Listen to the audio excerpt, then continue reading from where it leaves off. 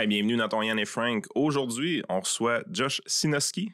Une histoire quand même assez importante à nous raconter. Ça fait un petit bout qu'on veut faire ça de notre côté dans Yann et Frank. Donc, on vous offre cette histoire-là aujourd'hui.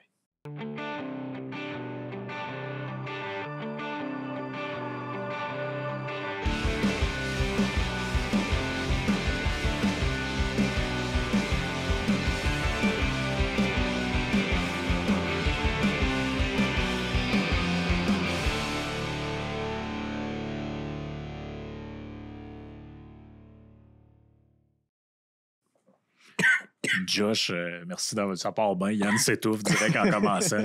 Il est tellement ému par ton histoire que c'est de même ça commence. D'habitude, j'ai un mute. C'est ça. Non, c'est parfait, ça rajoute au naturel. Les gens voient qu'il n'y a pas trop de montage dans ce qu'on fait. Mais Josh, merci d'avoir accepté de nous parler de ton histoire. C'est une histoire qui a fait jaser dans les médias. Tu as donné plusieurs entrevues. J'ai vu que Le Soleil est un média qui était actif dans la couverture des événements aussi au fil du temps. Si on remonte à la genèse de toute cette histoire-là, quand est-ce que, avant de rentrer dans l'histoire comme telle, quand est-ce que tu portes plainte puis comment ça se déroule un peu pour expliquer aux gens qui ne connaîtraient pas l'histoire? Là? Ben, en fait, c'est arrivé, moi, j'étais dans une secte de 8 à 21 ans. Puis en novembre, je suis sorti en août 2014. Puis en novembre 2014, j'étais à la police de Québec. Puis j'ai porté plainte, dans le fond. Tu avais 21 ans à cette époque-là. C'est ça. OK. Puis la plainte, dans le fond, était contre la secte comme telle ou contre le fameux pasteur dont on va éventuellement parler? Oui, ben c'est ça. Ben, on appelle ça une secte, mais moi, c'est que j'ai habité chez l'individu. OK. Fait que moi, c'était porté plainte pour ce que moi et mon frère, on était deux à ce moment-là à être sortis à dénoncer ce qu'on avait vécu nous autres. Mais on ne savait pas l'ampleur de toute cette affaire-là. Oui, c'est ça. Tu pensais que tu étais seul au monde là-dedans un peu, que ça t'arrivait juste à toi, dans le fond? Ben, comme la majorité des victimes dans ces milieux-là, quand tu es dans des milieux fermés, tu penses que tu es le seul au monde à avoir vécu ça. Tu penses aussi que c'est de ta faute, que tu as vécu ça parce que tu es un enfant rebelle, etc. Fait que nous autres, on est sortis de là, on se disait, il y a juste Claude Guillot, il y a juste notre histoire, puis là, finalement, on découvre que c'était pas mal plus large que ça. Parce que c'est ça, Claude Guillot, lui, le pasteur en question, lui, de ce que j'ai compris de son histoire, il s'est converti aux baptistes, c'est ça, les baptistes évangéliques, dans les années 70, puis c'est là que remonte, qu'on parle d'une cinquantaine de personnes là, qui auraient été victimes de ces faits et gestes. Mais lui, dans le fond, tu dis une secte, mais comment ça se passe, toute cette affaire-là? Vous autres, c'était ta famille qui était là-dedans? C'était un petit cercle restreint ou c'est quand même assez gros? Ben c'est ça. Je vais remonter dans le temps pour aider à comprendre, parce qu'on s'entend, notre histoire, on ne parle pas d'une secte bien définie. Mettons, là, attention, on parle de la mission de l'Esprit Saint, par exemple. Mm-hmm. C'est vraiment défini avec un nom et tout ça. Les baptistes évangéliques, c'est une dénomination comme les catholiques. Et puis, tu sais, la majorité, c'est une religion comme une autre. Là. C'est des chrétiens. C'est ça, exactement. Puis, tu sais, ils ne sont pas des étiquetés comme des sectes, mais je pense comme dans n'importe quel mouvement religieux, tu peux avoir des tendances sectaires, puis tu vas avoir des sous-groupes, des fois, qui vont devenir avec des comportements sectaires. Puis, Claude Guillot, ben c'est ça qui est arrivé. Mais c'est que ça remonte. Il faut que j'explique parce que c'est quand même plus nuancé que ça a l'air. Puis, c'est que ça a commencé. Au Québec, on s'entend majoritairement catholique, la religion dominante. Les protestants, les baptistes, par exemple, c'est très minoritaire. Mais il y a eu un mouvement de grosse évangélisation pour faire entrer le protestantisme ici dans les années 1800, des années 50, 60. Et là, au travers de ça, des années 50, 60, 70, début 80, il y a eu la fondation de l'Association des églises baptistes évangéliques au Québec. Il y avait aussi le comité de l'œuvre française qui s'occupait un peu de soutenir le financement des pasteurs pour implanter des églises à travers le Québec. Puis, Claude Guillot, ben, c'est dans ce contexte-là qu'il s'est converti, lui qui a grandi catholique, à l'âge de 29 ans, en 79, il s'est converti au baptisme. Et le pasteur dans l'église où il s'est converti, c'était un pasteur qui avait fait implanter plusieurs églises et qui était à la direction de cette association-là. Okay. Puis, fait que là, lui, il se convertit, il rentre là-dedans. Je me trompe, c'est un mouvement qu'on va retrouver beaucoup aux États-Unis, les baptistes, les évangéliques. C'est exactement. C'est la Convention des baptistes du Sud, le Bible Belt. C'est très, les baptistes, c'est très répandu là-bas. Là. C'est pas marginal. Mais au Québec, c'est un petit peu plus marginal. Mais ce qui est devenu problématique, c'est la façon qu'ils ont commencé, qu'eux autres appliquaient la Bible. Comme n'importe quoi, là, un écrit, tu peux faire dire ce que tu veux. Là. Puis eux autres, dans leur mentalité, ils appliquaient à la lettre ces bâtisses-là du Québec. Là où ce que Guillaume est arrivé à Victoriaville, il appliquait à la lettre le fait, les versets de la Bible qui dit que celui qui aime ménage sa verge est son fils, celui qui l'aime cherche à le corriger. Fait que là, eux autres, ils disent dans le fond que c'est un commandement divin que si t'aimes ton enfant, il faut que tu le battes, il faut que tu le frappes. La correction physique avec un objet. Puis là, ben, ça prend toutes sortes de déclinaisons. Il y en a, par exemple, un certain Gary Edzo des années 80 qui est venu donner des cours, que lui avait vraiment une méthode comme très explicitée. Puis même dans ses conférences, il vendait des objets. Genre, il vendait des palettes, puis on parle des années 87-88 à Québec. OK, il vendait des objets pour battre les enfants. Oui, mais c'est un commandement divin. Tu as toute la pression, la pression religieuse. Fait que Guillaume lui arrive là-dedans. Moi, je l'ai interrogé en 2023 dans le cadre de ma poursuite, puis j'ai demandé, je dis, vous, M. Guillaume, avant que vous arriviez là, tu sais, il a grandi pas croyant pour l'Église catholique jusqu'à 29 ans. Je dis, il y avait déjà des enfants. Les bâtis-vous? Non, ça faisait pas partie de son enseignement. Lui, il s'était pas fait frapper, puis il frappait pas ses enfants. Mais quand il est arrivé là-dedans, il s'est fait enseigner, il faut que tu frappes des enfants. Puis l'école, lui, il s'est mis à l'appliquer avec ses enfants, mais là, ils ont décidé de partir d'une école chrétienne à Victoriaville. Puis ce que j'ai découvert avec les preuves qu'on a, c'est que cette école-là utilisait un programme américain parce que le système public, c'est Satan, selon eux autres. Fait que le programme américain s'appelle ACE. Ils font la promotion de la correction physique. Genre, moi, je l'ai fait, ce programme-là, du grade 1 à grade 12. Puis, écoute, il y avait des bandes dessinées où tu voyais un des enfants se faire varger avec une grosse palette, là. Tellement c'était ça qui t'a enseigné. Puis, les parents, pour inscrire leurs enfants à cette école-là à Victoriaville, ils devaient signer une entente où ils acceptaient que les professeurs et le directeur frappent les enfants avec la palette. Si un parent disait non, moi, il n'y a pas question, mais il ne pouvait pas l'inscrire à l'école. OK. Mais ça a l'air un peu archaïque quand on voit ça, mais il ne faut pas oublier qu'au Québec, jusqu'à un certain temps, même dans la religion catholique, c'était quelque chose qui était permis sans être plus encouragé, je dirais. Là, mais ça fait des décennies qu'on n'est plus là-dedans, c'est vrai, mais en même temps, si on remonte aux années 30, 40, moi, j'ai des récits de ma grand-mère, je veux dire, elle était gauchère, par exemple. Mm-hmm. Puis à l'école, c'était interdit d'écrire de la main gauche, donc elle a mangé des coups de règle pour devenir droitière à l'écrit. Tu sais, tu dis, OK, c'est des histoires qui restent dans le commun des mortels au Québec. On s'est débarrassé de ça à un moment donné. C'est juste que quand on arrive, on dit, OK, dans les années 2000, ça existe encore, finalement. On pensait qu'on n'avait plus ça, mais tu te rends compte qu'il y a des endroits au Québec où est-ce que ça existait, puis toi, tu as fait partie d'une secte qui l'encourageait, autrement dit. Oui, puis c'est un excellent point. Puis moi, effectivement, il y a l'aspect culturel. Mais on s'entend, le gars, il a été reconnu coupable en 2022 par la Cour, que même dans les années 80, ce qu'il a fait, c'était carrément des voies de fait, des voies de fermées. Parce qu'il a été reconnu coupable même pour des événements des années 80. C'est qu'on n'est pas dans, entre guillemets, la simple coup de règle.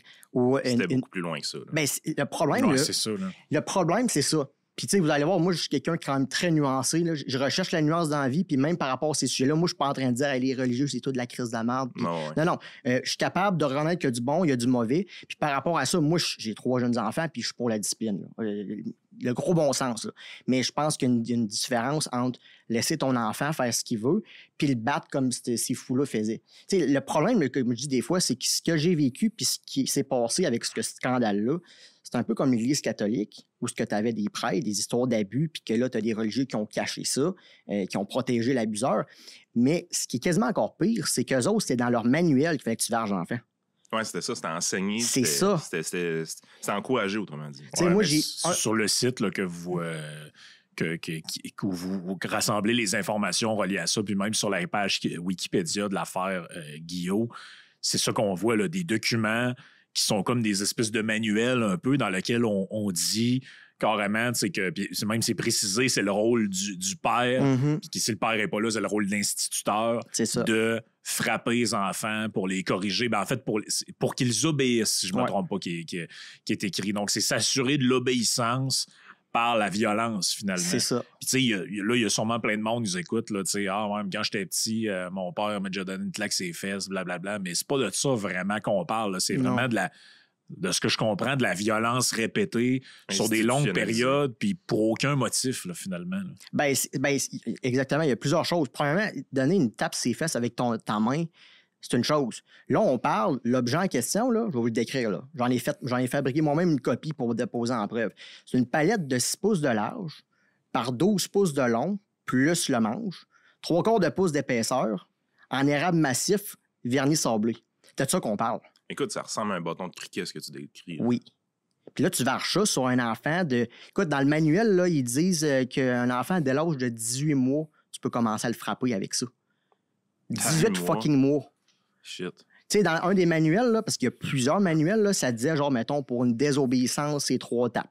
Pour un mensonge, c'est 5 tapes. Puis ça dit à la fin, ça, c'est juste c'est juste un gabarit. Okay, il y a des choses qui peuvent en demander beaucoup plus. Tu sais, moi, le maximum que j'ai reçu d'une shot, c'est 32 coups avec cette palette-là. Wow. Tu sais, on s'entend, là, on est loin du coup de règle ses mains. Là. On parle d'une violence institutionnalisée et banalisée que tout le monde... Puis ce qui arrive, c'est qu'ils disent, oui, mais il y a un cas, ça ne sera pas plus que 3 ou 5. Mais dans les faits, ça dépassait tout le temps. Là. Puis là, ça écoute, moi, j'ai des années 80, ce que j'ai appris de jeunes là-bas, c'est à peu près tous les jeunes qui ont passé dans cette école-là ont été battus avec cet objet-là par le directeur, qui a été Claude Guillaume pendant un bout, et même par les professeurs. Puis écoute, pourquoi? Tu sais, en cours, là, pourquoi tu as été frappé? Le jeune, il s'était reviré sur sa chaise. Il avait fait une lumière, il se rongeait les ongles. Ses lacets étaient détachés. C'était des conneries de même. Là. On parle pas d'enfants qui débâtissent une maison. Là. C'est des conneries. Là. Mais c'était un... Puis c'est une... Ce que je trouve encore pire, c'est que c'est une vision de l'enfant où ce qu'ils disent, genre l'enfant naît dans le péché, puis que pour sauver son âme de l'enfer, puis extraire la folie de son cœur, il faut que tu le frappes. Fait que tu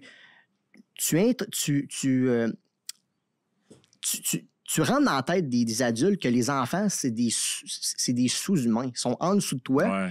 Et que la violence, c'est non seulement bien recommandé, mais c'est un commandement divin que si tu le fais pas, ben, tu pêches contre Dieu. Fait que ça l'a amené à toutes sortes de dérives. Puis des jeunes, écoute, à Victoriaville, il y a des jeunes qui se sont suicidés. Il y en a qui ont fini en prison, passé la moitié de leur vie en prison, des vies complètement scrappées à cause de ça. Là. Ça les a fucké bien raide. Ce qu'on vendait aux parents, c'était probablement pas ça. Justement, on devait dire, ben, si vous venez dans notre école, votre enfant va sortir de là, il va avoir une discipline de vie. Exactement. C'est de même, ça a probablement été vendu à la plupart des parents. Là. Absolument. Puis le programme en tant que tel, il y avait des bonnes affaires. Moi, je l'ai fait au complet. Il y a des affaires qui n'ont aucun sens, comme l'esprit critique, la vision. Tu ne développes pas l'esprit critique avec ça. C'est une forme d'endoctrinement, dans le fond, là, que juste leur façon de faire qui est la bonne, puis le restant, c'est de la merde. Mais oui, ils se faisaient vendre de quoi de super beau, mais dans les faits, je veux dire, écoute, ça dérapait. Là. Parce que c'est de même que ça marche. En réalité, le recrutement, c'est que c'est une école qui a été vendue à tes parents, par exemple, à l'époque. Exactement, c'est ça. Exact. Puis, fait que là, ils se font vendre quelque chose de super bon, biblique, un niveau d'éducation très, très bon. Puis après ça, ben, les parents embarquent là-dedans, puis ils disent, ben, la correction physique, ben, c'est normal, c'est Dieu qui nous le demande. Mais là, après ça, ça prend toutes sortes de dérapes, puis ça amène un cas comme Claude Guillaume. Parce que toi, dans ta famille, comment ça a commencé? Ça a été d'abord l'aspect religieux, tes parents se sont convertis, puis vous autres, les enfants, vous avez suivi, ou ça s'est d'abord passé par l'école, le fait qu'il avait trouvé cette école-là, ça semblait être bon, ou comment ça s'est passé? Puis... vous autres, vous étiez toi, ton frère, tu dis, vous étiez enfant, bon, vous n'êtes pas rendu compte de tout ça tout de suite, mais ta famille, eux, ça a pris combien de temps avant qu'ils se rendent compte ou est-ce qu'ils s'en sont rendus compte qu'il y avait quelque chose qui tournait pas rond avec cette école-là? Ben, en fait, c'est que ça remonte à plus loin que ça. Ben, moi, j'ai 3 frères, puis une sœur. Puis, à part ma sœur, on a tous passé là-dedans. Parce que c'est une école de garçons, dans le fond. Ça a juste à donner que c'est juste des garçons. OK. C'était principalement des gars qui se retrouvaient là. Mais mes parents, eux autres, ils se sont convertis dans cette église-là avant que Guillaume arrive. OK. Fait qu'eux autres étaient déjà dans le milieu. Puis Guillaume est devenu pasteur les années 80 à 89. Puis le plus vieux, moi je suis le deuxième, moi je suis né en 93, mon plus frère est né en 92. Avant même que mes frères qu'on soit nés, mes parents avaient tous reçu les enseignements par Guillaume de la fameuse méthode Edzo, puis l'éducation de comment tu dois frapper tes enfants, comment tu dois les éduquer, tout ça. Fait que c'est même avant votre naissance. Exactement, c'est ça. Fait que moi je suis né là-dedans. On est carrément tous nés là-dedans. Puis aussi jeune que je me rappelle, mes souvenirs commencent autour de 4-5 ans. J'ai toujours été frappé là, par mes parents aussi, là, bien avant. Moi, j'ai habité de 0 à 8 ans chez mes parents. Guillaume était dans leur vie, il était tout le temps, il y avait tout le temps de la merde avec lui. Mais je ne vivais pas à temps plein encore chez lui. Mais écoute, moi, j'ai connu me faire fesser avec une palette un peu plus petite en bois, en genre de plastique stratifié, plusieurs épaisseurs. Mes parents, ils m'ont tout fait vivre ça. Puis en 6 et 8 ans, là, ils ont touché à la grosse palette. Moi, je me rappelle, un soir, mon père il était dans le sous-sol, puis il fabriquait avec sa sauteuse la grosse palette selon les consignes que Guillaume y avait données. OK. Puis avec un bonhomme comme ça qui s'ingère dans la vie de mes parents, que là, on commençait au début l'école à la maison avec ce programme-là. Écoute, la mère de poignée. Parce que on s'imagine une école, une grande salle de classe, tout ça, de ce que tu dis là, c'est dans sa maison que l'école se passe, autrement dit. Ça se passait dans son sol, puis c'est un programme, c'est pas une classe magistrale, là. On a tous des cubicules. C'est vraiment fucké, là. T'as des paravents entre les enfants, t'as pas le droit de te parler.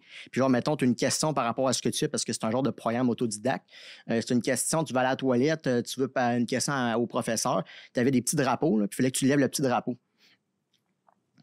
Fait que c'était vraiment un monde très isolé. Le jour, tu n'avais pas le droit de te parler entre élèves. Fait que tu comprends, tu mets tellement de règles, de contraintes. Tu avais un code vestimentaire bien strict. Ben, je veux dire... Puis le soir, après l'école, vous rentriez à la maison, dans le fond? Ben, moi, il y en avait qui faisaient ça. Ils n'étaient pas là en permanence. Fait qu'ils venaient le jour, mais ils repartaient le soir. Mais moi, entre 8 et 21 ans, j'étais là temps plein 24/7.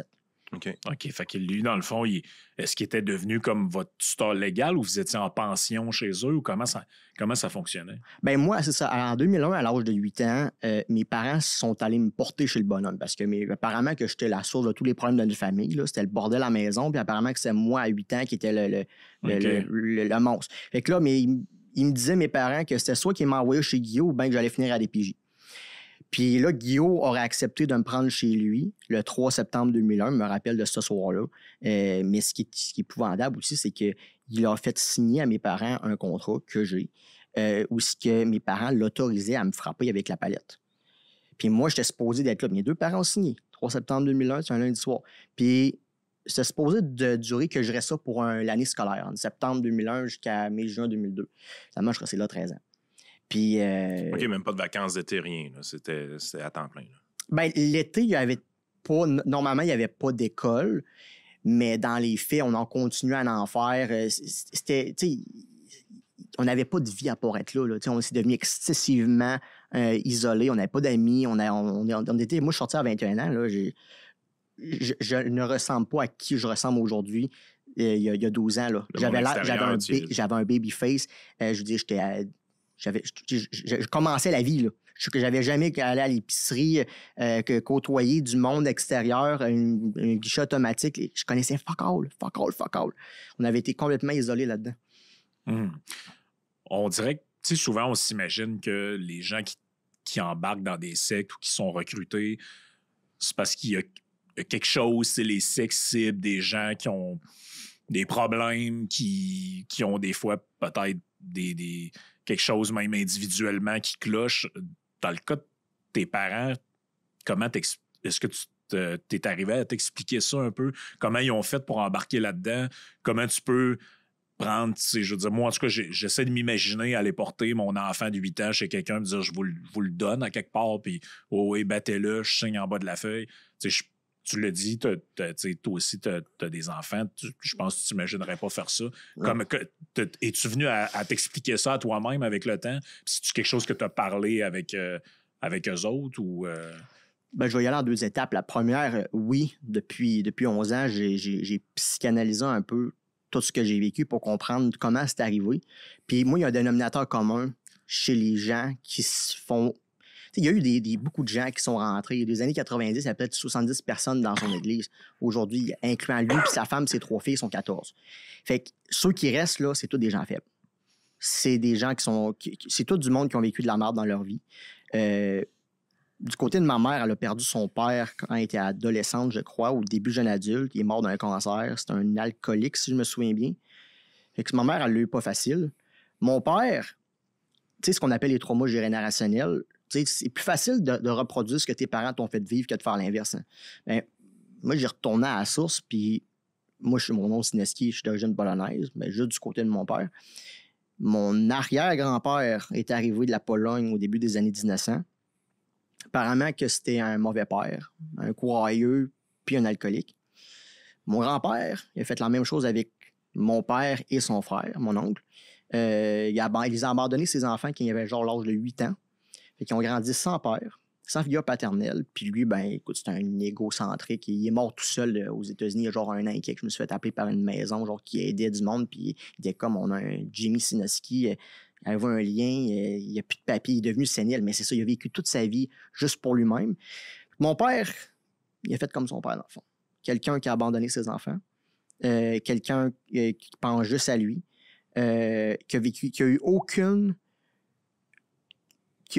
figure paternelle intelligente. Et je pense qu'il s'est réfugié en une sorte de figure paternelle à la personne de Claude Guillot. Un gars qui avait une forte personnalité, quelqu'un qui était impressionnant. Il a juste embarqué avec lui, puis il a mis son esprit, qu'il l'a mis à la porte. En fait, s'il n'avait, je pense pas qu'il n'avait. Fait que c'est ça qui a amené. Fait que c'est quelqu'un de très faible à la base, de quelqu'un de vulnérable. Puis ce qui a fait que des gens dans cet état-là, progressivement, ils se font embarquer, puis à en arriver à abandonner tes enfants comme ça. Puis deuxième point, tu disais, est-ce que j'ai pu leur en parler?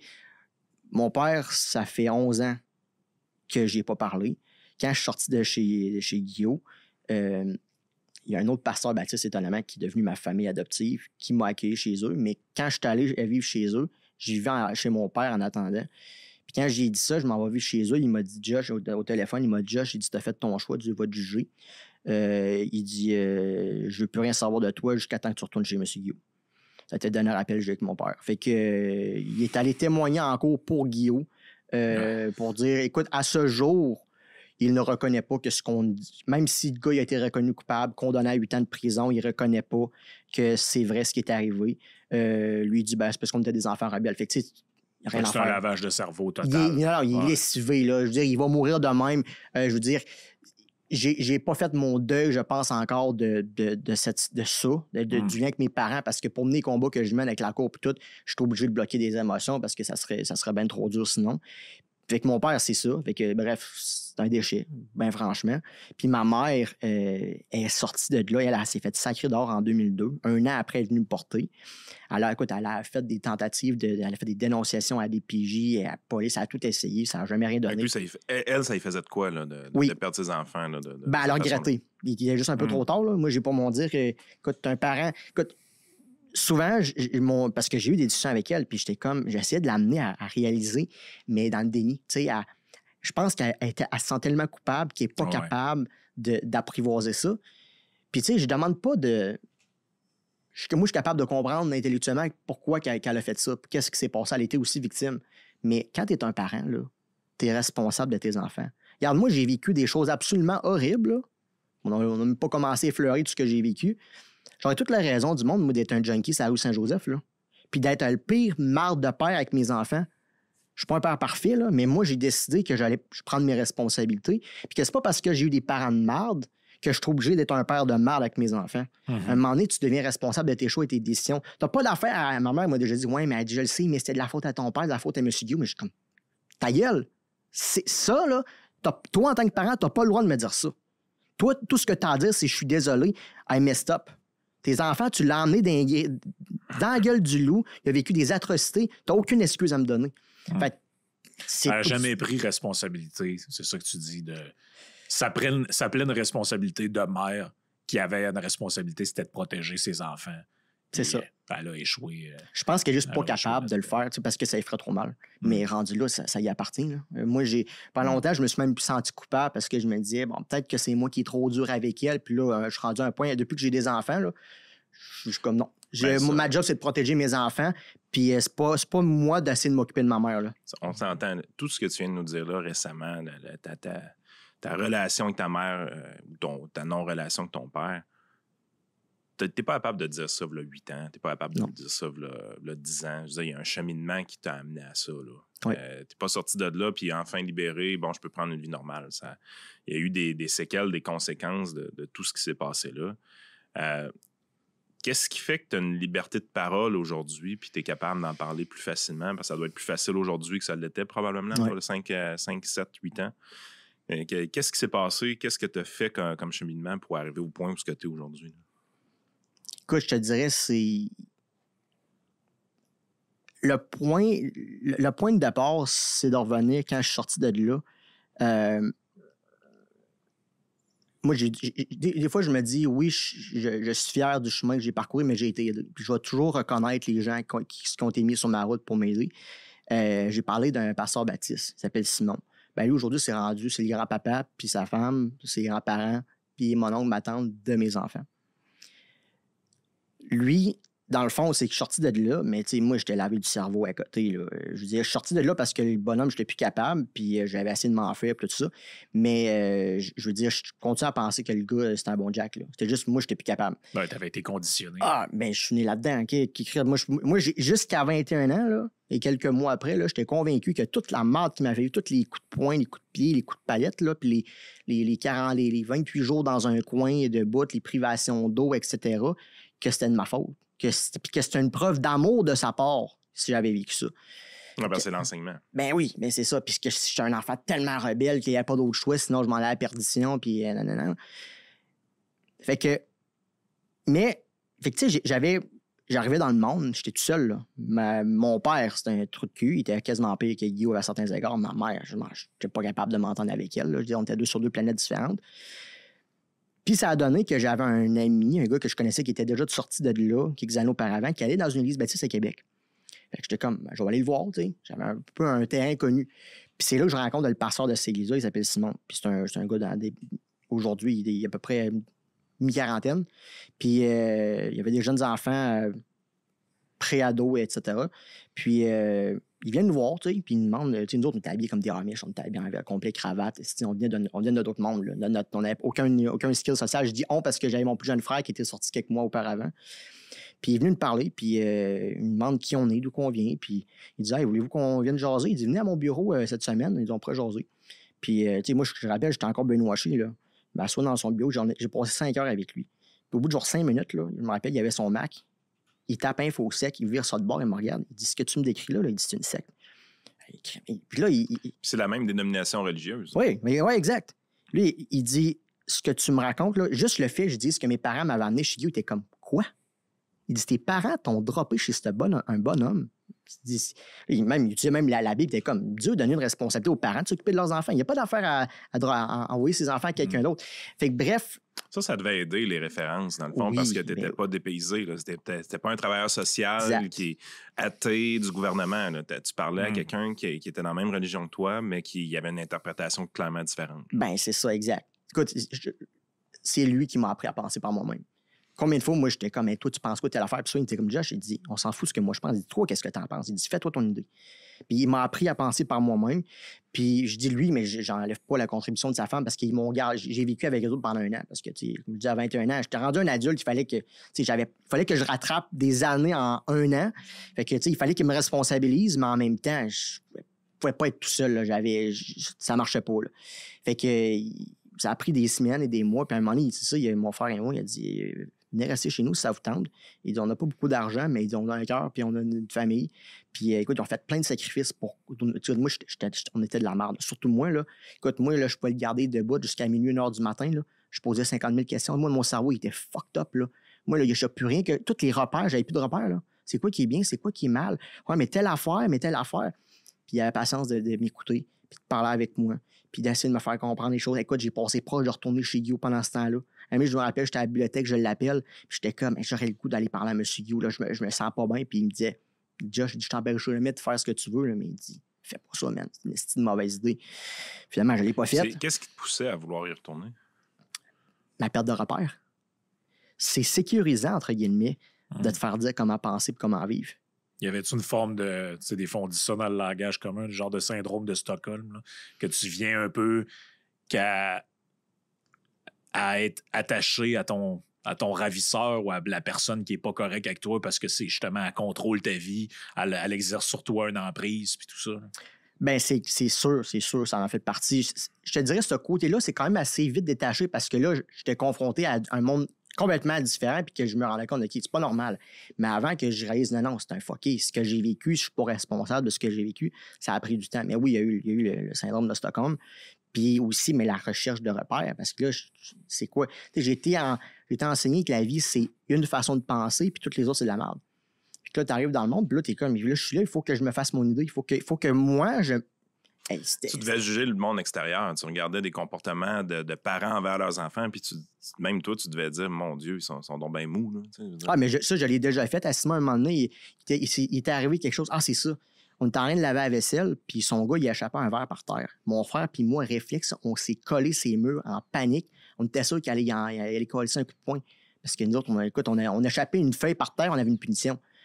Puis là, Simon, il nous regarde, t'es comme, c'est quoi le problème? Il disait, son gars, ramasse ça avec un porteur d'eau d'attitude. Puis moi, j'avais eu le culot de dire, hey, en tout cas, M. Guillaume ne serait pas d'accord. Puis il m'avait regardé, il dit, je m'en fous de ce que Guillaume pense. Là. C'est chez nous ici. Là. Fait que tu sais, j'ai été insultant. Là. Ils ont été fucking patients avec moi. Là. Mais je veux dire, puis tu sais, cette patience-là me permet de faire mon cheminement. Puis à un moment donné, il y a une phrase qui m'a dite, qui aujourd'hui me dirige encore ma vie. J'étais évidemment dans la victimisation. Dans tout ce bout-là, écoute, j'avais des passes suicidaires, écoute, je voulais plus vivre, plus rien qui faisait de sens dans ma tête. Puis à un moment donné, il m'a ramassé et il m'a dit, Josh, là, il dit, t'as été une victime, mais là, il dit, t'es plus une victime. Il dit, là, il dit, t'es responsable de tes choix et de tes décisions. Il dit, le passé, il dit, oui, c'était pas de ta faute, mais aujourd'hui, il dit, tu peux pas décider de faire des mauvaises décisions ou te laisser aller parce que t'as vécu ce que t'as vécu. Puis quand il m'a dit ça, j'avais envie de le battre, tellement ça m'a insulté.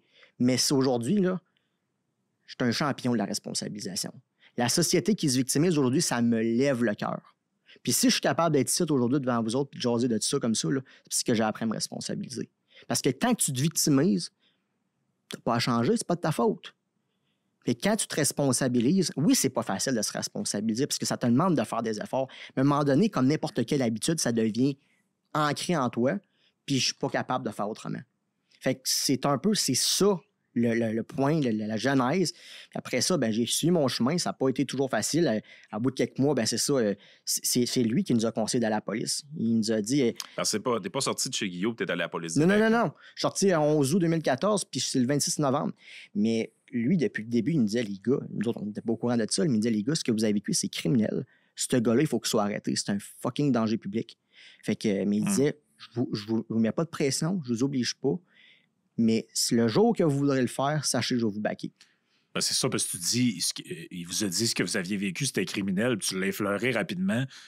On a parlé des coups de baguette, les coups de bâton de bois, les coups de poing, mais là, tu as amené d'autres affaires. Je pense que c'est considéré comme la maltraitance, quasiment de la torture d'une certaine manière. Là, privation d'eau, privation de sommeil, isolation, isolement. Dans les documents, on parle aussi de violence psychologique, puis même de trucs à caractère intime, sexuel, tout ça. C'est allé jusque où? C'est allé loin en tabarnouche. La palette, je te dirais, c'est la mise en bouche. Là. Mais c'est parce que, tu sais, sur 13 ans, il s'en est passé des affaires. C'est un gars excessivement contrôlant, un pervers narcissique. Puis, il tolérait rien d'autre qu'une soumission parfaite à son autorité. Fait que... Mais la palette, ça a été la première année, mais il y avait un principe que, genre, si les deux parents sont pas d'accord, ben là, il faut pas. Fait que là, au bout d'un an, il a arrêté de me varger avec la palette, mais il a commencé à se servir de ses poings puis de ses pieds. Fait que des coups de poing au plexus, j'en ai reçu des centaines. C'est un gars extrêmement colérique. Puis c'était un mot du bon hypocrite, parce qu'en public, tu le regardes, il a l'air d'un bon monsieur et tout ça. Puis c'est un maudit lâche, mais en privé, avec des enfants, c'est un monstre, là, un méchant. Là. Lui, là, il se faisait un plaisir à voir souffrir des enfants, puis à les écraser, c'était dégueulasse. Là. Mais fait que c'est ça, les types de punitions. Moi, une des choses qui m'a fait le plus souffrir avec, c'est que je fais de l'eczéma. Puis tu comprends, tu es dans un milieu hyper stressant, ça ampute ton eczéma. Ça te gratte. C'est ça. Puis c'est surtout au niveau des mains. Puis, mais lui, à un moment donné, il a dit non, là, il dit toi, il dit pour le bien de tes mains, il ne faut pas que tu te grattes. Fait que si tu te grattes, tu désobéis, tu sors des tapes. Mais là, qu'est-ce qui se passe dans un milieu stressant de même? Puis la nuit, ben tu dors, tu t'en rends pas compte. Fait que là, je me grattais la nuit, des fois jusqu'au sang. Le matin, je me réveillais, puis là, je disais, mais je m'en suis pas rendu compte. Il disait, non, tu mens. Fait que là, il commençait à me donner des conséquences. Fait que là c'était des privations de repos. L'autre affaire, j'ai uriné dans mon lit, j'ai fait ça quasiment jusqu'à 20 ans. Là. Chez eux, qui est un autre symptôme d'un milieu où c'est ça. Fait que, mais là, tout ça, c'était des signes de rébellion pour lui. Fait que là, il me donnait les conséquences parce que j'avais pissé dans mon lit, mais aussi, il réduisait ma consommation d'eau au point que j'ai déjà été hyper déshydraté. Là. Genre, c'est un miracle que je me suis pas ramassé à l'urgence. Là. Mais écoute, il a poussé les choses à l'extrême. Là. Genre, écoute, pendant des mois de temps, je buvais dans l'eau de la toilette parce que c'était le seul endroit où je pouvais boire de l'eau sans me faire checker. Parce que pendant des années, je ne pouvais même pas aller à la toilette tout seul. Il y avait tout un adulte qui laissait la porte entrouverte. Dites-vous, là, il y avait zéro intimité. dans ce milieu-là. Fait que de la violence physique, du contrôle, les privations de repas ou donner des repas conséquents, de faire manger dans des cannes de saumon avec les os, avec le kit puis le jus. Fait que tu manges ça de même. Écoute, des fois, c'est des sandwichs au beurre de pinot, mais pas d'eau. Fait que tu comprends, tu n'avales pas. Tu réussis pas à avaler. Fait que là, il dit que c'est de la résistance. Fait que là, genre, je vomissais ça. Il m'amenait dans la chambre, il me battait avec la palette, puis après ça, il me retournait dans la cuisine puis il m'a redonné une autre à manger. Il me fait faire pendant des mois de temps des copies, genre copier l'alphabet du matin au soir, là, de 7 h le matin à 10 h le soir. Copie composition, du debout dans un coin.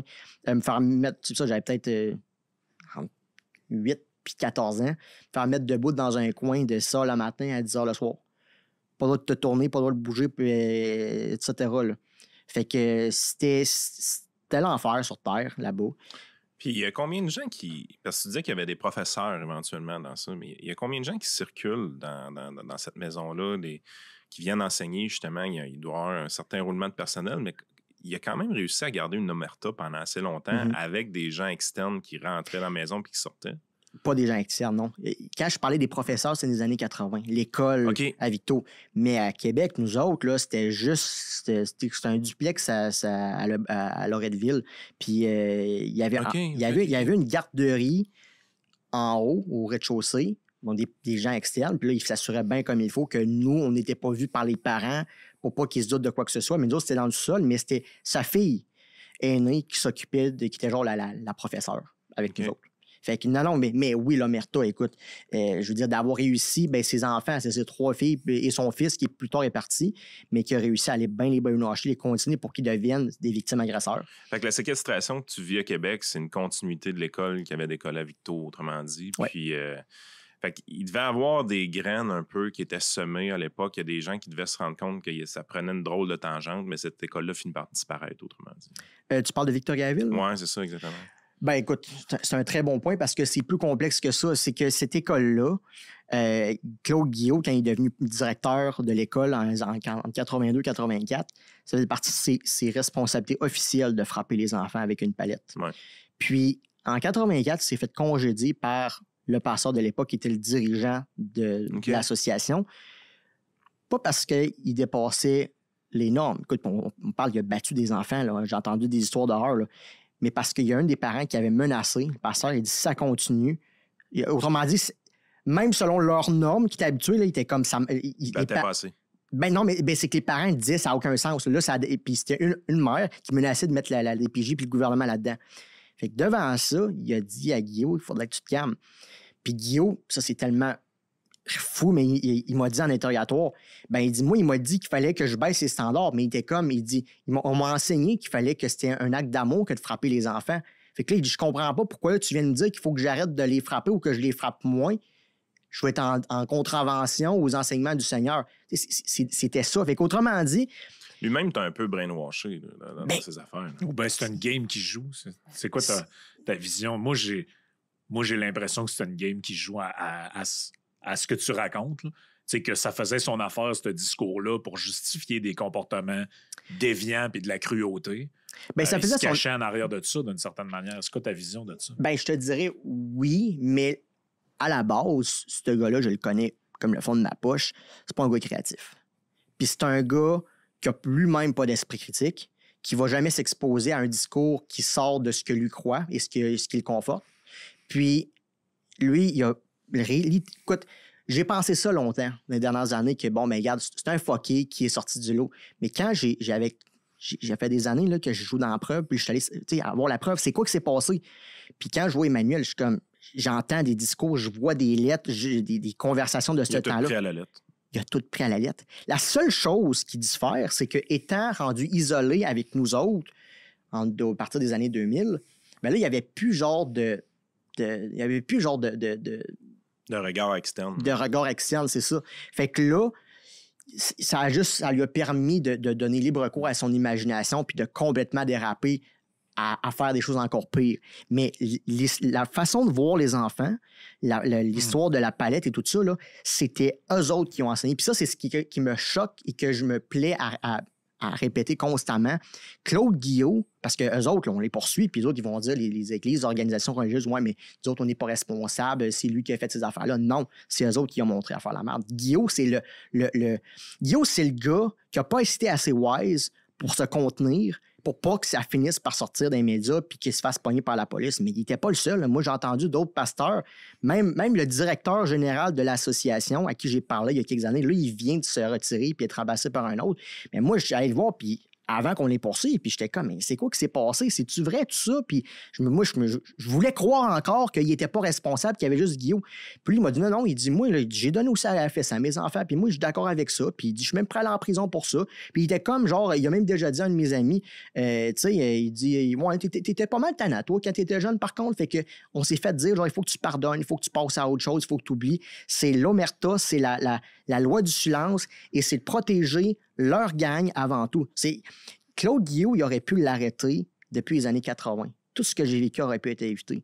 Mais non seulement ils l'ont mis directeur d'une école, ils l'ont congédié en 84 parce qu'ils ne voulaient pas que ça soit ébruité. Mais l'histoire ne se finit pas là. Lui, après ça, il est parti à Québec, à l'Église de Québec, où le neveu par alliance du directeur, du dirigeant de l'association était pasteur. Ils l'ont fait faire un 4 ans d'études bibliques pour devenir pasteur. La même organisation religieuse, avec le même gars de 84 qui s'appelait Gabriel Côte-Noire, ils l'ont fait graduer puis ils l'ont ordonné pasteur. L'Association des Églises baptistes du Québec l'a reconnu pasteur en 89-92 en sachant ce qu'il avait fait, puis en ayant encore des reports dès les années fin 80 qui continuent à battre des enfants. Au début des années 92, ils ont eu des... J'ai toutes les preuves de ça, là. Ils pourront me dire ce qu'ils veulent. Ils ont été informés que Guillaume, il y avait genre dans son église, au début des années 90, qu'il y avait une salle, un endroit où les parents pouvaient frapper leurs enfants dans l'église et que les gens qui étaient dans la salle de réunion entendaient les enfants crier quand ils se faisaient frapper. Cette église-là, Guillaume était soutenu financièrement par ces gars-là. Son église en faisait partie. Ils ont su ça.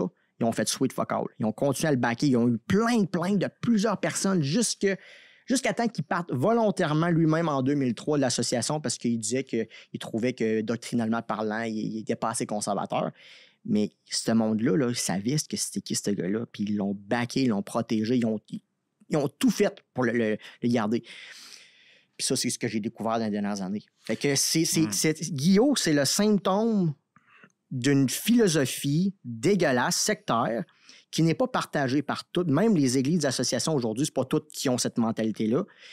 Mais ça a été quelque chose qui existait et que Guillaume a adopté.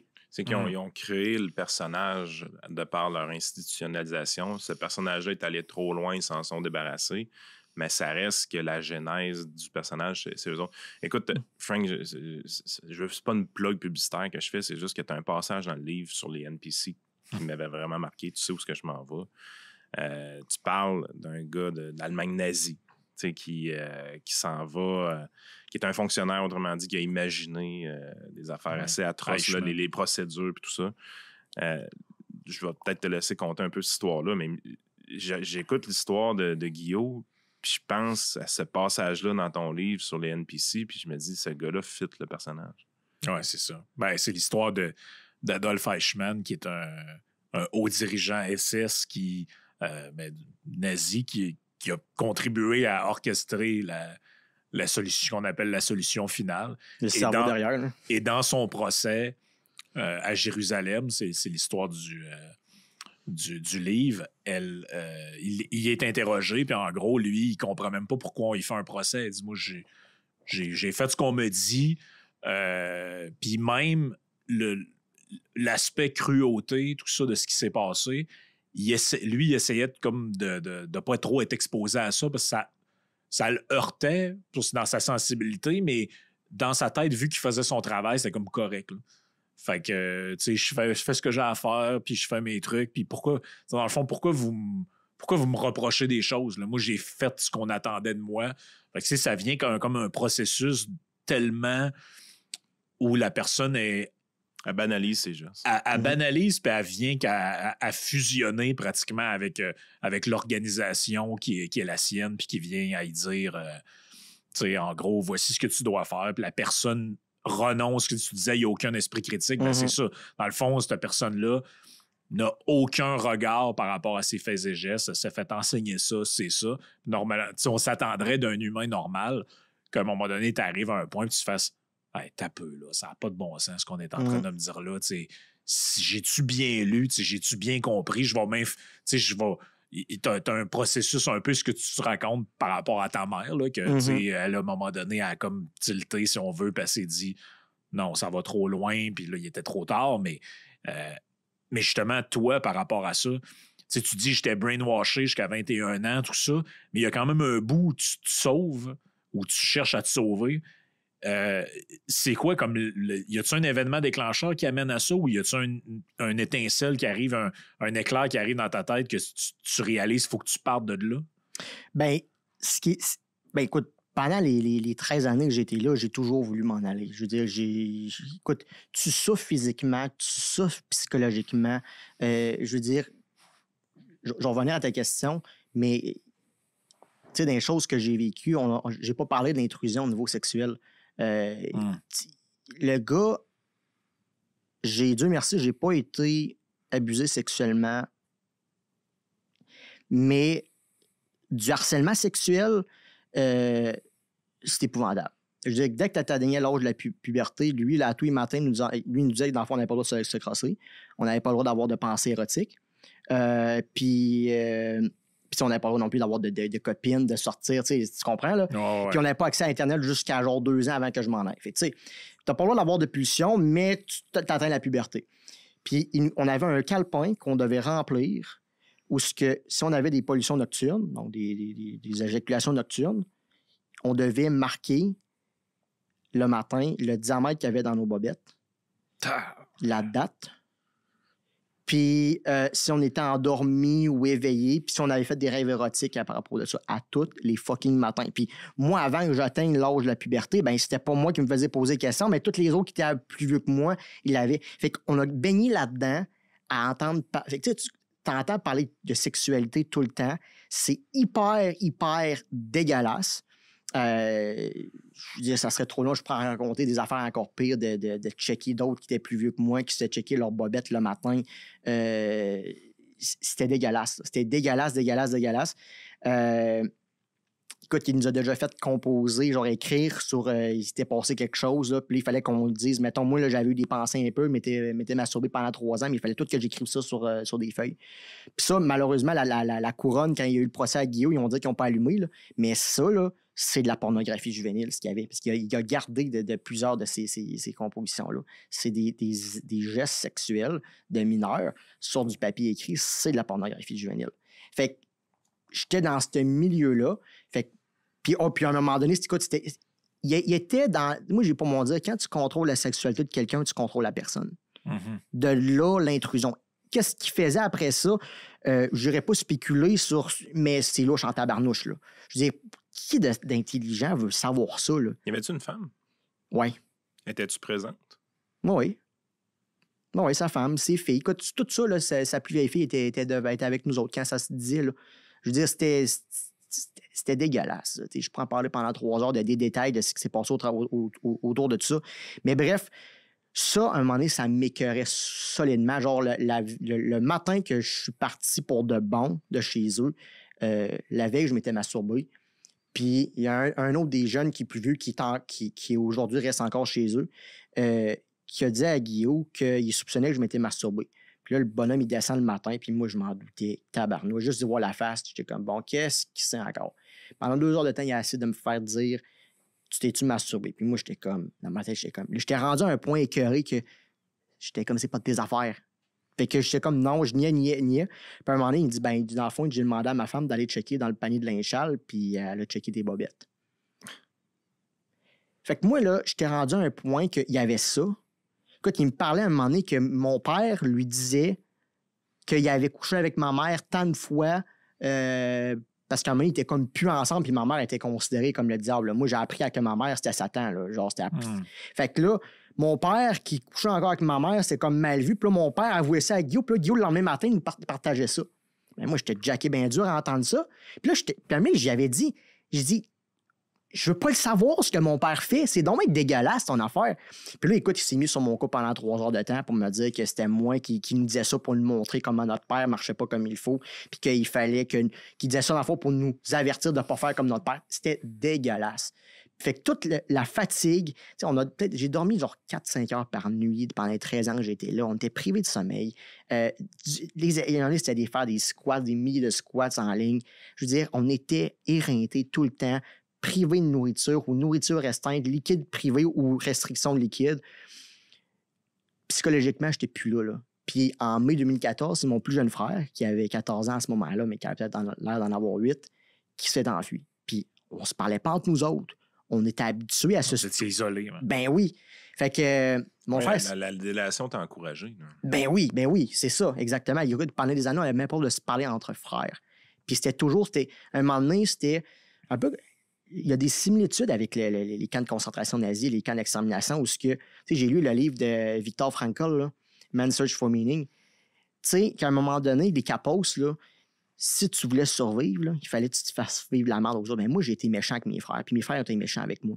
Mais c'est une façon de survivre, parce que pendant qu'il bûche sur ton frère, là, il te laisse tranquille. Fait que c'était dégueulasse. Fait que moi, quand j'ai vu mon frère s'en aller, moi, ça faisait longtemps que j'étais écœuré noir de vivre là. Puis mon plus jeune frère, il s'en va, puis il réussit son coup, puis finalement, il se ramasse chez ma mère. Puis ça m'a... Sur le coup, je ne l'ai pas vu venir, mais quand j'ai vu mon frère partir, je dis, si il est capable, moi aussi, je suis capable. C'était-tu si difficile que ça ou tu voulais juste pas essayer? Ben, première barrière à 21 ans, c'est le contrôle spirituel psychologique. Exact. T'es lavé du cerveau. Mais dans le domaine du physique, là, je veux dire, la journée que tu es convaincu, tu veux quitter. Non, c'est pas facile. Il y avait 9 caméras de surveillance autour de sa maison. Puis il y avait double peine dormant sur sa porte. Il y avait 2 systèmes d'alarme. Il y avait un intercom. Une évasion de prison. Oui, bien, carrément. Là, puis on n'avait pas le droit de sortir. Nous autres, on n'avait pas les codes de la porte. On n'avait pas les clés. Il cachait les clés. Les fenêtres en bas, il y avait des vis dedans. Lui, il disait que c'était pour empêcher les voleurs, mais j'avais pas moi été où le tournevis. Là. Tu sais, c'est une prison, là, en réalité. Là. Fait que moi, pour pouvoir sortir, là, j'ai tenté ma chance la première fois quand il m'a permis d'aller porter les poubelles dehors dans la cour. Puis j'avais pas 50 chances. Là. Puis j'étais arrivé aux poubelles, j'ai droppé le sac, puis j'étais comme, je le fais-tu pas, puis je me suis dit, c'est là ou jamais. Là, j'ai sacré mon camp, ils m'ont retrouvé, ils m'ont ramené chez eux, mais en tout cas, long story short, j'ai fini par partir pour de vrai une semaine après. Puis, fait que c'est ce qui m'a... Long story short, ce qui m'a amené le spark, là, ça a été l'écœur en titre puis mon frère. Quand j'ai vu mon frère être capable, puis là, j'ai commencé... Tout le temps, en étant brainwashé, je me disais, rendu là, il me disait, si tu t'en vas du jus, la terre va s'ouvrir sous tes pieds. Genre, quand je suis sorti de là, je marchais sur le trottoir, là, puis je checkais tout le temps en arrière de moi. Écoute, j'étais en paranoïa. Là, je pensais que le pire malheur allait m'arriver. Mais c'est ça qu'à un moment donné, j'ai fini par dire, ben mon frère, il a réussi, peut-être que moi aussi, je suis capable. Puis, ce frère-là, as-tu une relation avec lui? Oui. Puis, ça a été quoi, lui, son déclic? S'il l'a eu avant toi? Lui, il était moins brainwashé que moi, étonnamment. Pourtant, il était arrivé à l'âge de 5 ans, moi à 8 ans. Mais il restait un esprit critique à quelque part. Oui. Puis, ça faisait ce qu'il m'a dit par après, parce que ça faisait 6 mois qu'il préparait son coup. OK. Il y avait... Tu sais, le fait qu'on était isolés, c'est aussi, lui, il disait, bien là, je retourne chez ma mère. Là, lui, il avait remarqué qu'il y avait un autobus, qu'il y avait un arrêt de bus qui passait à la rue à telle heure. Fait que là, il a commencé à préparer son plan.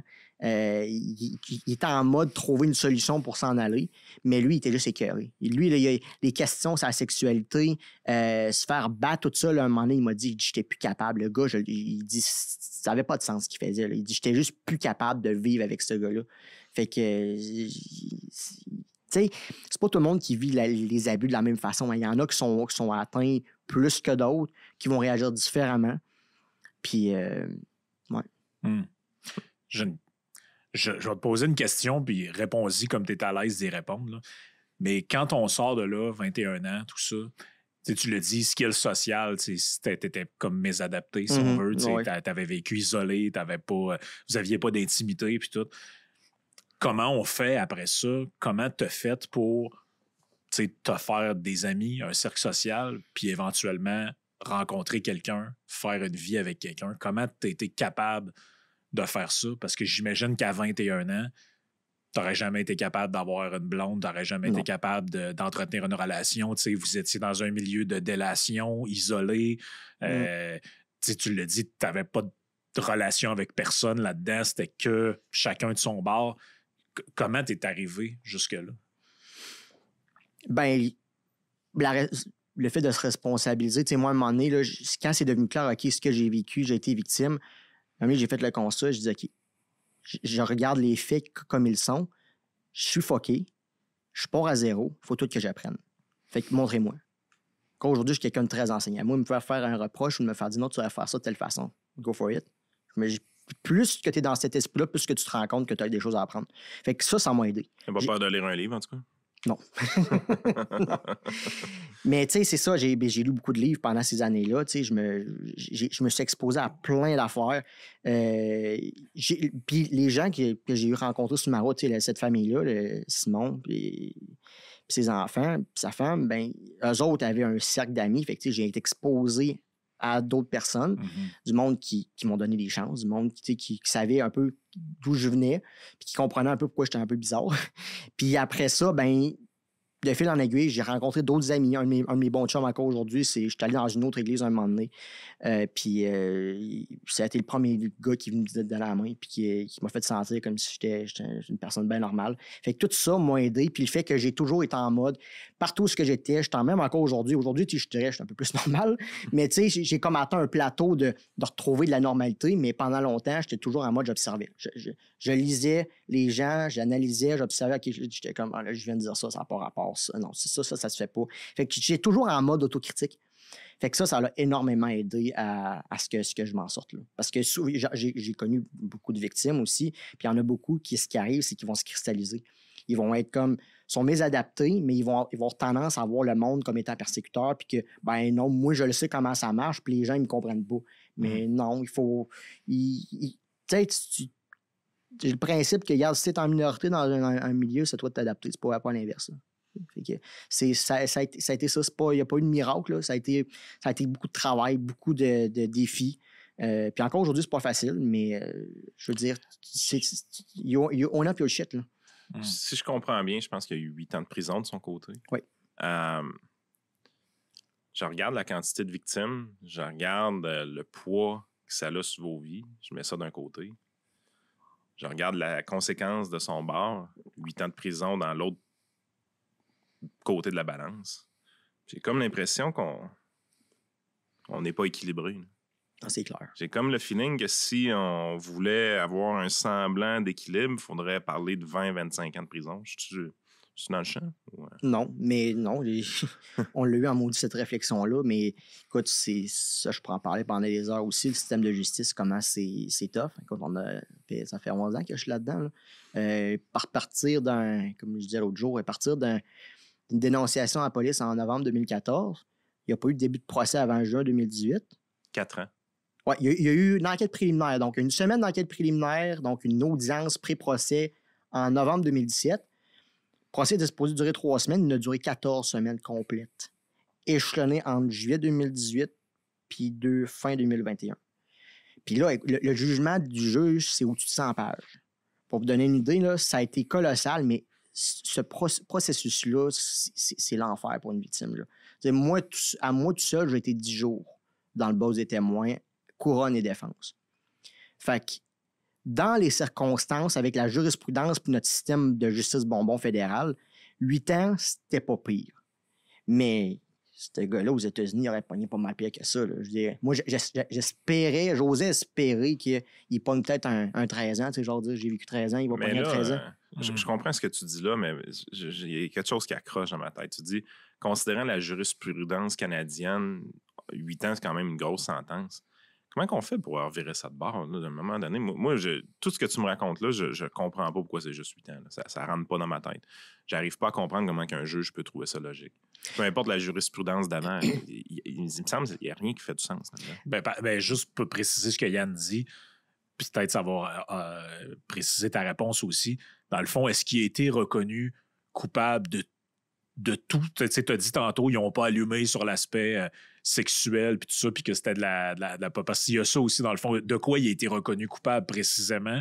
Puis y a-tu des trucs qui auraient pu l'amener en dedans plus longtemps, il n'y avait pas la preuve nécessaire pour? Ben, je te dirais, il y avait 20, je pense qu'il y avait 20 quelques chefs d'accusation, à part 4, il a été reconnu coupable de tous. Mais on parle de voie de fait armée causant des lésions, séquestration, harcèlement, entrave à la justice. Fait que c'est des gros chefs d'accusation. Puis non, tu sais, la preuve de la couronne, puis ça donnait, on était vraiment des bons témoins. On était capable de parler, on était capable de se faire challenger, puis on a des grosses mémoires. Là. Mon frère puis moi en particulier, là, on se rappelle de tout. Là. Fait que, je veux dire, la défense avait beau essayer de nous dire n'importe quoi. On était comme... Bonne chance. Fait que, tu sais, non, le juge a fait une très bonne job. La défense, c'est-à-dire la couronne, il aurait pu amener des chefs d'accusation au niveau de la pornographie juvénile. Ils l'ont pas fait. Il y a les autres qui n'ont pas allumé. Fait que le juge, lui, ne peut pas ajouter en plein milieu du procès des chefs. Par rapport à la jurisprudence, ce qui arrive, c'est que dans la loi, le code criminel, le législateur, comme il a fait les choses, ils ont réduit avec le temps les sentences pour les criminels. Tu sais, la fameuse philosophie libérale des peines bonbons, la réhabilitation à tout prix. Fait que déjà à la base, le temps d'années que tu peux mettre en prison pour tel chef d'accusation est réduite. Mais quand même, tu sais, il y a des chefs d'accusation qu'il aurait pu le condamner, je pense, c'était 7 ans maximum. Il aurait pu se ramasser genre à 35 ans. Le problème, c'est que la loi va dire tu peux le condamner jusqu'à tant d'années par chef d'accusation. Mais là, ce qui arrive, c'est que les juges, là, il faut qu'ils prennent en considération les facteurs aggravants, atténuants. Il n'y avait pas vraiment de facteurs atténuants pour lui. L'âge. Puis la jurisprudence, parce que si le juge disait ce maudit-là, je vais lui donner 35 ans, automatiquement, lui, il va aller en appel de ça. Puis il va gagner en appel parce que les juges, ce qu'ils vont regarder, la loi, mais la jurisprudence, parce que la jurisprudence, c'est ce qui précise les lois. Puis dans l'application. Ils vont trouver quelqu'un quelque part qui a eu une plus faible peine. C'est ça. Fait que là, les juges, puis dans ce cas-là, il y a un dossier qui a tellement pris de ressources au système pour que c'était évident pour tout le monde qui était coupable. Le juge, en première instance, à la Cour du Québec, lui, il se dit, je vais rendre une décision que je vais essayer de la donner la plus sévère possible, mais qui va être la moins susceptible qui porte ça en appel. Mm-hmm. Puis 8 ans, son jugement, c'est ça, il croit tout ce que les victimes ont dit, il dépeint le gars comme étant un monstre, puis il donne 8 ans au final, qui est une sentence correcte, considérant la jurisprudence, et il n'a pas porté la décision en appel. C'est toi, ce que tu as l'impression, c'est si le juge il dit « je vais le beurrer épais, j'y vais à 20 ans », c'est sûr que ça va en appel. C'est ça. Fait que si à un moment donné, tu te dis... Puis toi, comme victime, l'appel, ça ne te tente pas tant. Non, c'est ça. Puis rendu là, je te dirais, pour nous autres, les victimes, le nombre d'années, ce qu'on a surtout besoin, là, c'est d'être cru. Ouais. Parce que tu viens de vivre un procès de 14... Tu viens de vivre 13 ans de ta vie où ce qu'on t'a dit, puis les autres victimes à Vito, c'est pareil. Là, on s'était jamais parlé, là. Puis quand je commence à connaître l'histoire l'un de l'autre, on est comme... Mais on s'est tout fait dire la même affaire. On s'est tout fait dire qu'on était des monstres et que c'était de notre faute. Puis là, tu arrives en procès, tu vis 14 semaines de procès échelonné sur plusieurs années, puis tu es comme, ils vont-tu me croire? Le juge va-tu me croire? Parce que la défense, eux autres, c'est nier puis de réécrire l'histoire, dans le fond. Puis là, quand tu arrives, tu as le juge, le mois d'avril 2022, qui lit sa décision, puis il dit « Je vous crois, je le déclare coupable. » là. Ça peut s'arrêter là, puis pour nous autres, on est comme « Enfin, on est reconnu. » Après ça, la sentence, tu dis « J'espère qu'il va pogner la plus grosse, mais en 2022, en décembre 2022, juste de le voir sortir les menottes aux mains, les caméras qui le suivent, tu te dis « Justice a été rendue, il ne porte pas ça en appel, c'est terminé. » On n'a pas le goût... Il y a bien du monde qui devrait être... Écoute, ça gagne à lui. Le monde religieux à Vito, il y a des dizaines de personnes qui devraient être poursuivies au criminel. Oui, parce qu'on voit des intervenants dans ce que tu nous dis là. On parle de professeurs à l'école, on parle de l'école, justement, comme telle, qu'il y a des gens qui étaient là avant lui puis après lui. Écoute, il y a une des victimes. Là, il y a sa femme, sa fille. C'est tous des gens qui auraient pu avoir des menottes aussi dans cette histoire-là. Mes parents, mais une des victimes à Victoriaville, le juge n'a pas reconnu Guillaume coupable de voie de fait armée le concernant parce qu'il disait Guillaume, c'était pas le seul qui battait ce jeune-là. Fait qu'il dit, je peux pas dire hors de doute raisonnable que c'est Guillaume qui a causé ça. C'est fort, là. Ça montre à quel point c'était en pratique, un petit jeune, tu bats ça, là. Fait que, tu sais, il y a plein de monde qui devrait être... Mais, tu sais, à un moment donné, tu sais, en rétrospective, tu te dis, il y aurait dû avoir tellement plus de monde poursuivi, tellement plus de chefs d'accusation, mais il n'y a personne, ça nous tente de recommencer ça, là. C'est de la maudite merde. C'est de la grosse merde. Écoute, en terminant, avant de se laisser, tu as fait plusieurs apparitions pour raconter ton histoire. Je t'ai vu au 93 avec Sylvain Bouchard. Tu as fait le podcast au Parloir. Tu as parlé dans plusieurs médias. Aujourd'hui, tu es avec nous autres. Si tu avais un souhait par rapport à ce récit-là que tu racontes, à ton histoire personnelle, pour d'autres personnes ou pour la société en général, ce serait quoi? C'est quoi que tu voudrais qu'on retienne puis que on ça donne puisse, la permission de changer quelque chose. C'est quoi qu'on change? C'est ça. Il y a beaucoup de choses, je te dirais, mais juste une. La chose la plus importante, selon toi. Écoute, donne-moi 2 secondes pour réfléchir à ça.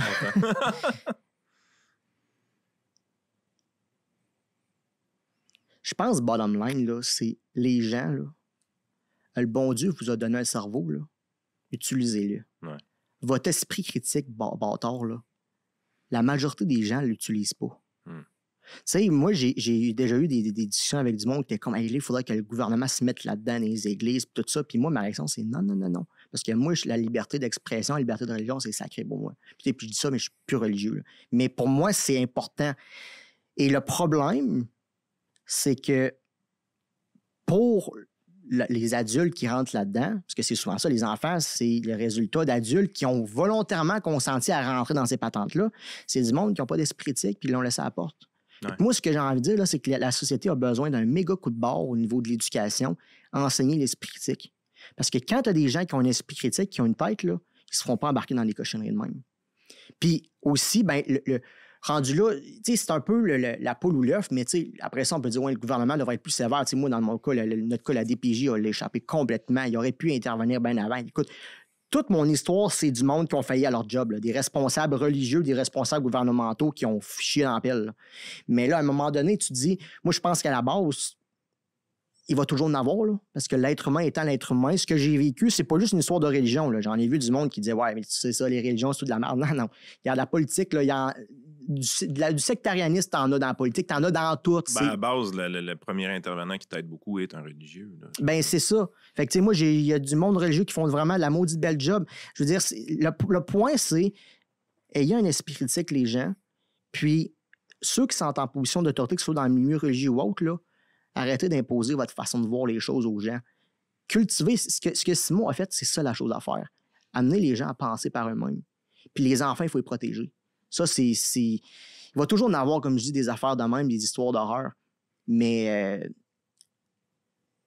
Écoute, c'est parce que mon histoire n'est pas c'est pas un cas isolé. On entend encore, là, c'est la mission de l'Esprit Saint qu'on entend ces temps-ci, les Juifs assidiques. Il y a une bonne affaire de la médiatisation de notre histoire, c'est que la DPJ ont été hyper formés depuis ce temps-là par rapport à ce qu'on a vécu pour intervenir en milieu secteur. Parce que souvent, à cause d'articles de loi et tout ça, à cause de la liberté de religion, ils faisaient attention, puis dans le doute, ils s'abstenaient. Mais pendant ce temps-là, il y a des enfants qui vivent des affaires, puis c'est pas mieux non plus. Là. Fait que, tu sais, c'est tough, parce que c'est de trouver un équilibre entre ne pas empiéter sur la liberté de religion, mais en même temps protéger les enfants.